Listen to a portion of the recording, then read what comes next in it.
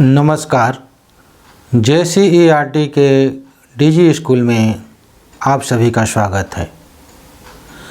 प्यारे बच्चों, आज के इस वीडियो में हम लोग कक्षा 8 का सामाजिक विज्ञान पढ़ने जा रहे हैं। पुस्तक का नाम है हमारे संसाधन। बच्चों, इस पुस्तक का अध्याय 3 आज हम लोग प्रारंभ करेंगे। अध्याय का नाम है खनिज और शक्ति संसाधन। बच्चों, यह वीडियो का पहला भाग है, तो आइए शुरू करते हैं खनिज और शक्ति संसाधन की जानकारी। बच्चों, इस वीडियो में आप जानेंगे कि खनिज क्या होते हैं, खनिज कितने प्रकार के होते हैं और खनिजों का खनन और निष्कर्षण कैसे होता है। बच्चों, सबसे पहले समझेंगे कि खनिज किसे कहते हैं। तो वे सभी पदार्थ जो खनन द्वारा प्राप्त होते हैं। खनन का अर्थ है कि धरती के अंदर से कोड़कर निकालते हैं। तो वे सभी पदार्थ जो खनन द्वारा प्राप्त होते हैं खनिज कहलाते हैं। खनिज प्राकृतिक रूप से प्राप्त होने वाला पदार्थ है। अब प्राकृतिक रूप से, प्राकृतिक बच्चों आप लोगों ने कई बार सुना है। अगर आपसे हम पूछें कि यह धरती, समुद्र, सूरज, इन्हें किसने बनाया है? मनुष्य तो इसे नहीं बनाए हैं, तो किसने बनाया है? तो हो सकता है आप कहें भगवान, ईश्वर, परमात्मा, या कुछ बच्चे कहेंगे कि ये अपने आप भी बना है। तो ये जो अपने आप बना है या भगवान, ईश्वर, परमात्मा ने बनाया है, इसे हम कहते हैं प्राकृतिक रूप से बनना।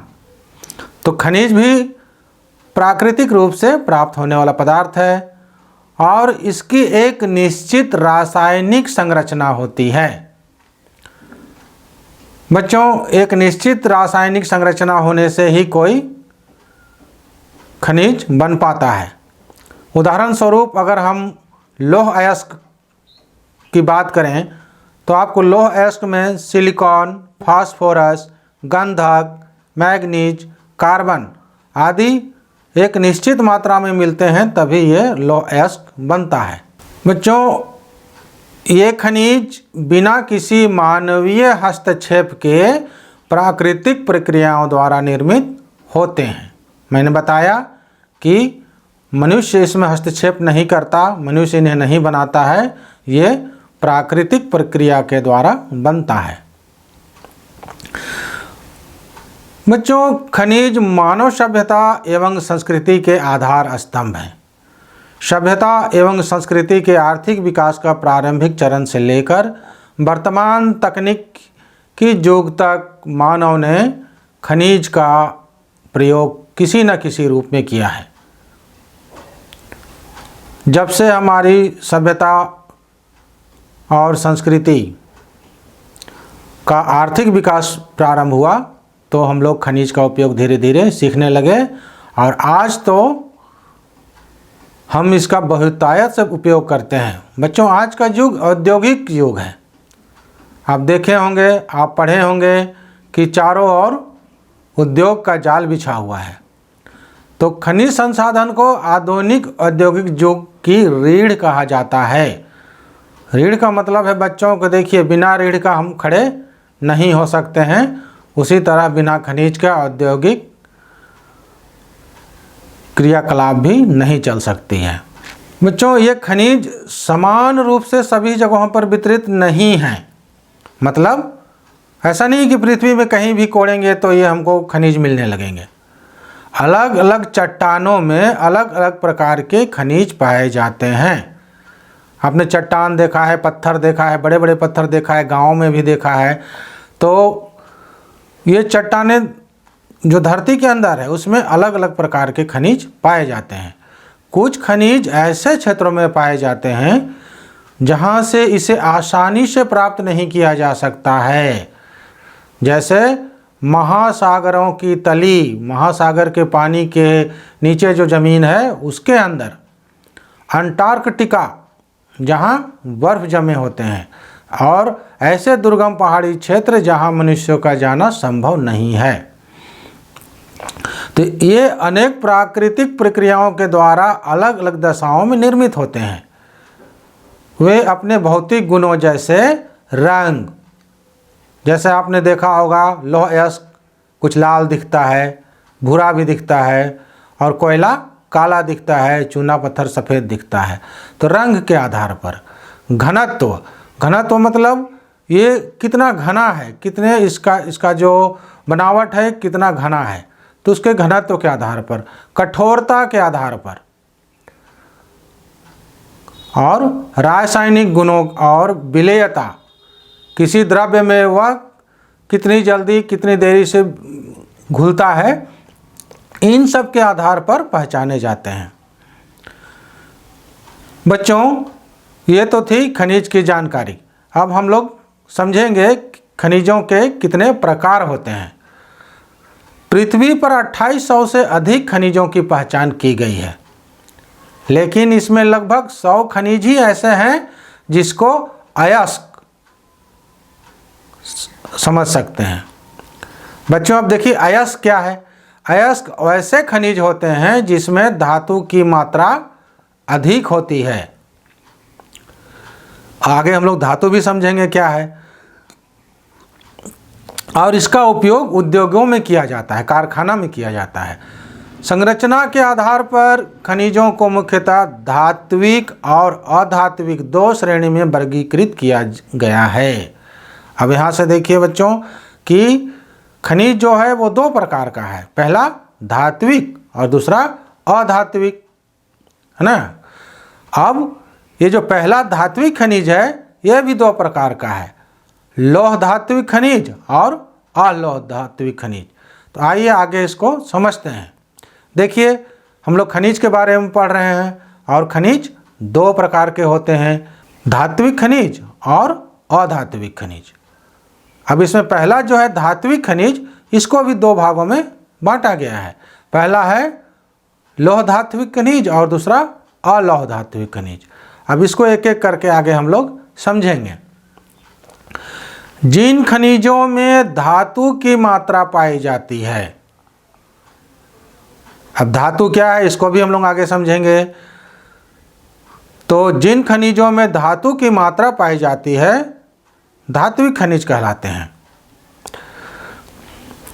ये देखिए धात्विक खनिज हैं जिसका दो भाग किया गया है, लौह और अलोह। तो धात्विक खनिजों में धातु कच्चे रूप में पाए जाते हैं।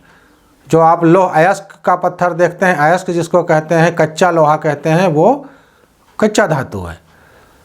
अब हमने कहा कि धातु क्या है, इसका आगे हम लोग जानेंगे। तो जानिए, धातुएं जो होती है वो कठोर पदार्थ है, और यह विद्युत एवं ऊष्मा के सुचालक हैं। आपने विज्ञान में भी पढ़ा होगा कि जिन पदार्थों में विद्युत संचालित होता है, जिसमें करंट जा सकता है, और ऊष्मा मतलब गर्मी भी एक छोर से दूसरी ओर बढ़ सकता है, इनको हम धातु कहेंगे। और इसका एक गुण है कि इनमें चमक होती है, और इसका उदाहरण है लौह अयस्क, मैंगनीज, बॉक्साइट आदि। बच्चों, जिन धात्विक खनिज में लौह की प्रधानता होती है, यानी कि जिसमें लोहा होता है, उसे लौह धात्विक खनिज कहते हैं, जैसे लौह अयस्क, मैंगनीज इत्यादि। और अलौह मतलब जिसमें लोहा या लौह तत्व नहीं होते हैं, और इसका उदाहरण है सोना, चांदी, शीशा इत्यादि। बच्चों, शीशा लिखा हुआ है, शीशा हम लोग कांच नहीं समझेंगे। शीशा भी एक एल्युमिनियम की तरह ही धातु है, तो वो शीशा इसका उदाहरण है। यहाँ चित्र में आप कुछ अयस्क देख रहे हैं जिसमें सोना है ना, और कुछ चट्टान और कुछ खान का बाहरी दृश्य दिखाया गया है।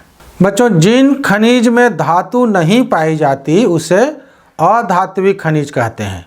अब खनिज का दूसरा भाग है अधात्विक खनिज। और इसके उदाहरण है चूना पत्थर, अब्रक, जिप्सम, इन खनिजों के उदाहरण हैं।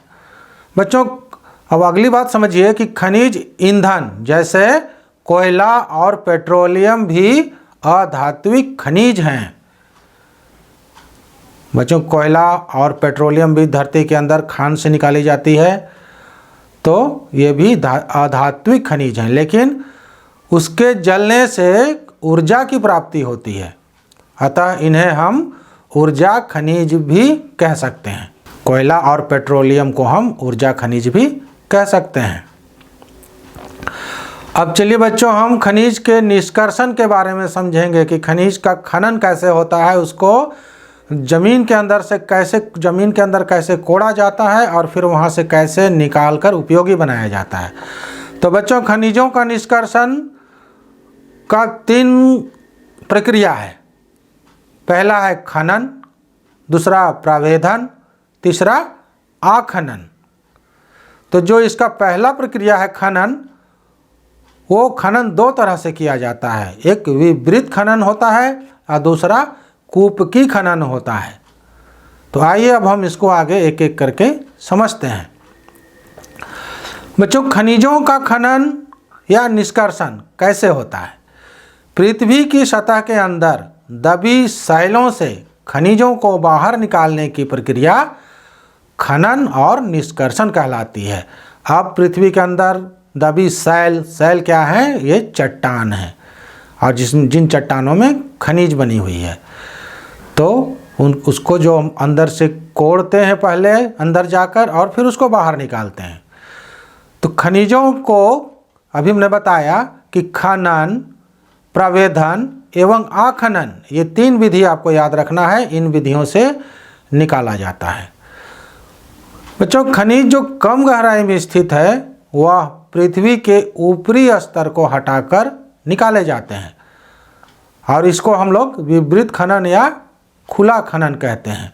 यहाँ चित्र भी देखिए, बहुत कम गहराई है, सिर्फ पृथ्वी की ऊपरी परत को हटा के यहाँ से खनिज निकाला जा रहा है।